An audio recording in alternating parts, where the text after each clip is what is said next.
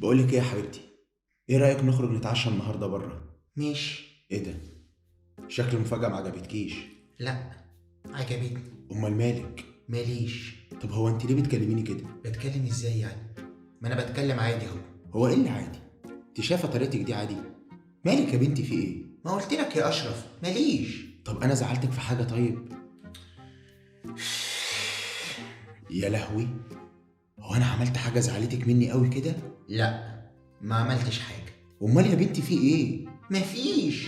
يا لهوي عليا، يا لهوي عليا يا بنتي، واحنا هنفضل اليوم كله كده؟ معلش. طب يا ستي حقك عليا، انا اسف. اسف على ايه؟ ما هو انا معرفش، بس اديني بحاول اصالحك. ماشي. ممكن بقى تسيبني وتروح تشوف كنت بتعمل ايه؟ ما هو انا خايف امشي واسيبك بصراحه، علبه البوز دي مش مريحاني. لا لا لا لا، معلش. سيبني وروح. انا اصلا مخنوقه منك. ايوه، الحمد لله. مخنوقه مني؟ مخنوقه مني ليه بقى؟ ما انت لو مهتم كنت عرفت لوحدك. يا نهار فحلوقي، يا نهار فحلوقي. طب انا اسف، انا اسف، حقك عليا، ما تزعليش مني، انا اسف. على ايه بقى؟ والمصحف ما اعرف. عشان تعرف بس انك ما بقتش مهتم. يا ستي والمصحف اهتم، بس مش لما اعرف مالك الاول.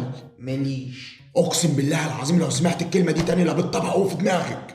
هي كلمه واحده، مالك. مفيش. وما دام مفيش مطلع عين امي ليه بس؟